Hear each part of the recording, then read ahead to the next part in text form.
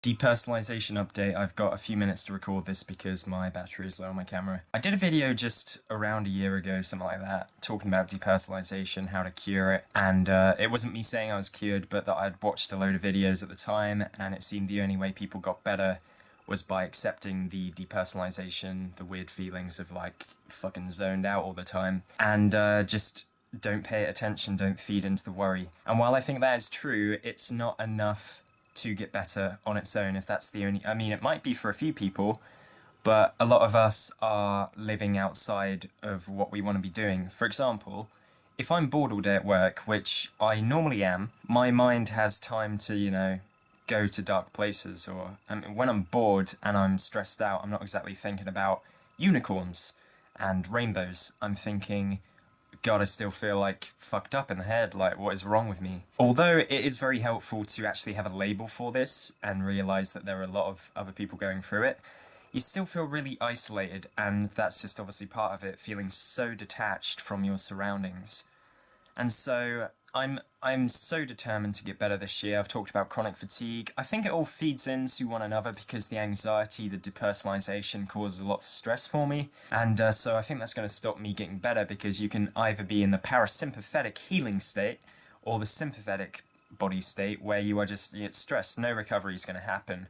And I'm eating the right foods. I'm trying to go to bed at a good time. Sometimes I'm not sleeping great. I wake up during the night. But I'm trying my best with all of the physical stuff. There is definitely an emotional part of the chronic fatigue, and obviously with this as well. And it's weird because, just to recap, because I probably mentioned it before, mine all started Accutane. Like, I took that drug. I remember my first experience, I was at my prom, and I just felt so detached, and people were saying, "Come on, Stefan, you're right." And I looked fucking miserable, but I felt so dead inside that I didn't know what was wrong, and I just had this sense of doom, like I was going to be like this the rest of my life. Here I am 10 years later, and don't get me wrong, there aren't like days where I don't feel good, because there are. I sometimes have great times, but not very often. Not often enough, and this never is really kept at bay for me to enjoy my life. Like, I'm always dreading because it's so unpredictable. I can't make any plans because if I'm going to go on holiday next week, the holiday might be shit because I might be feeling fucking stressed out at an airport and like, oh, depersonalized. So this isn't a video me feeling sorry for myself. This is me saying, I am going to beat this. I'm going to do everything that I can. And I want to share a few bits of information why I think I haven't got better. And it is largely about the whole job thing, career, feeling stuck, day by day, just miserable. Just not doing things that bring joy. Just ever since leaving high school, not really finding my place. I've recorded music and stuff in my spare time, but I worry about my career in the future a lot because I've been stuck in jobs that I just fucking hate, man. And maybe that's the case for you too. But it is weird because, people that haven't taken Accutane might have taken weed or another drug that started this for them, so they think something's physically gone wrong in my brain, or I don't even know. And it leaks into every area of your life. And this one, I'm not even going to hold back, because although it's like embarrassing, I'm beyond the point of caring. I just want to be open about how bad this depersonalization stuff is. I mentioned about being detached, so just imagine the most loving, intimate moment you could be in, sex, right? It's something everyone does, it's part of life, it's part of a healthy relationship, but if you're depersonalized, you feel disconnected, you feel like you're not even you, kind of. Derealization's kind of the one I more pinpoint it to. You just don't feel in touch, so you're like, doing stuff. And you're like, what am I even doing? Your mind's not in the moment, your mind's like, what's this? What am I doing? And it's fucked up, and I stopped watching porn I don't even know, like 8 or 9 months ago. And there have been times that have affirmed there's nothing wrong with my penis at all. So that's good. But the fucking mind, man, honestly, it can be like, I cannot enjoy this moment at all. And for a while I did think that was a physical issue, but it's not. And like I say, there have been times that have given me hope that not all is lost. There is some hope because I have felt good, or sex has been good. Because that's the most worrying thing for any guy, young guy. Oh my God, my dick's broken, right? So yeah, that's out of the way. So some of the things that I need to kind of point out is that acceptance is important, and it is a big step towards recovery. Like, instead of fighting the feelings, because that just builds resistance, feeds the anxiety problem, that's good. But you need some more steps. You need healthy distractions. So if you're going to a job where your mind is just running wild because you're bored, that's probably not going to be good for you, and you probably need to find something that you can throw yourself into healthily. And yeah, you just need that healthy distraction. Exercise is helpful because you can feel so tense and you have all the adrenaline and cortisol, stress hormones going through your body, that you need just to kind of shake that off a bit. Go for a walk, or maybe a jog if you have the energy. Like I say, I've got the kind of chronic fatigue issue as well, where a lot of the time I just feel mentally and physically weak. It's all about just reconnecting with the world. So let's say that situation, you're having sex, right? So your mind's like, fuck, like, what even is sex? What's the meaning of life? My mind doesn't do that as much as some DPDR people might, where they're questioning the existence of life and the point of everything, but it's this case of, oh my god, and then you get stuck in your head. So you need to reconnect, like touch, use your 5 senses, eat food, and eat food. I'm sure you do that anyway, but seriously, go outside, feel the wind on your face, breathe in fresh air, feel the sun if it's nice. Like, the winter's always harder for me anyway, as I've said in other videos, but we really can get better if we start doing the right things. I'm still going to eat, like, as well as I have been, which is pretty good. I don't cut gluten out, I can't be fucked with that.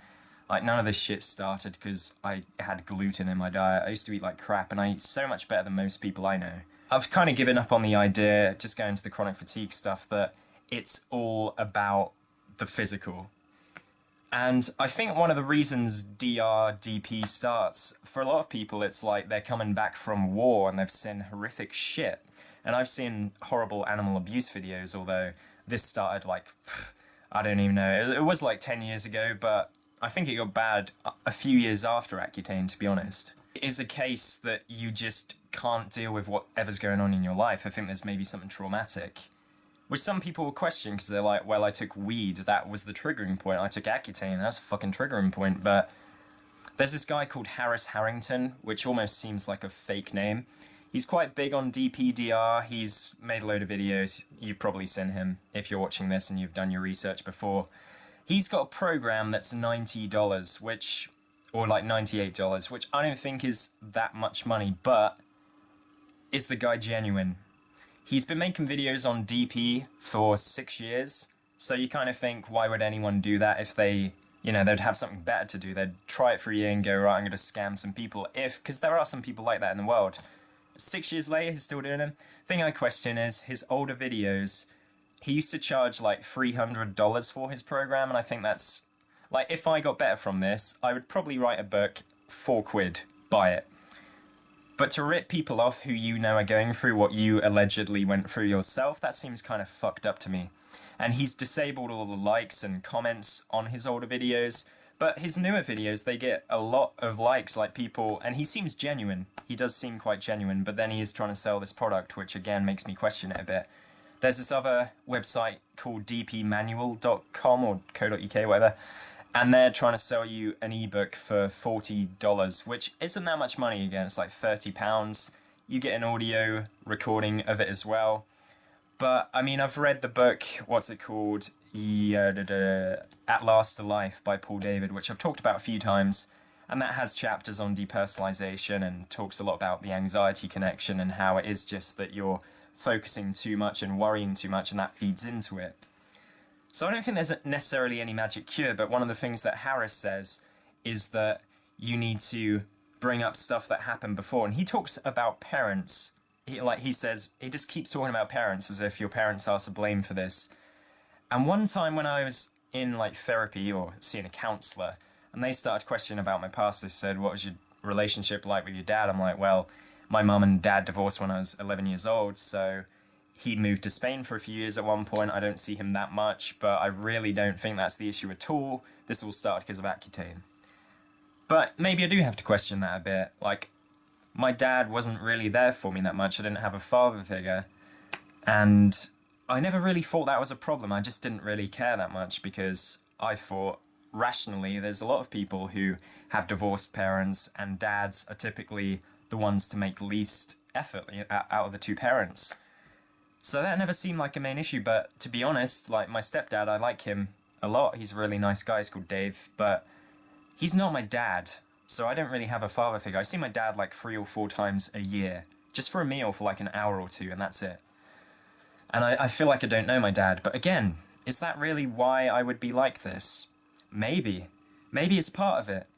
But there's definitely an emotional issue going on where I feel people get this because they don't express the way they're feeling. They keep the feelings locked inside until they become numb because their brain just can't cope with it anymore. So I think expressing somehow, even getting angry is good. Crying, if you can cry still, is good.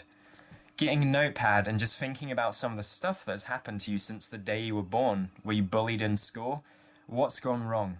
So that, it might work. That's pretty much what Harris Harrington, fucking fake name, seems to be suggesting. Bring up the past, kind of dwell on it for a bit and allow yourself to feel miserable about it. Whereas anyone else says, get over your problems. And I think that's a problem with our society and depression. Like, we're told we're not allowed to feel depressed pretty much, or there's, you know, if someone dies, yeah, that's acceptable for like 2 weeks and then get over it. But there's stuff that can happen to you in life that leaves scars, invisible scars, but you have to find a way to deal with that. And so that's why I wanted to film this video, to try and offer you some advice. I'm going to be making more videos as I feel I have more to say on this matter, but I'm going to give this my all. I might buy one of those programs.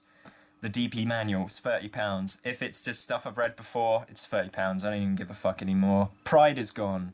I don't care if anyone rips me off. Well, I do a bit. But I'm not going to spend stupid money. That's it really. I can't think of anything else to say. If you want to buy this t-shirt, you can buy it in the link below. That's completely irrelevant to this topic. I'm just saying, if you like it, I think it's like £16. And I will link it for you below if you want one. That's more for my regular subscribers. If you're brand new watching this for Depersonalization, I don't expect you to buy a t-shirt. But if you want to support the channel, just feel free. Like the video if it's helpful. Yeah. I'm just rambling now. There's going to be more to come on this matter though. Catch you next time. Goodbye.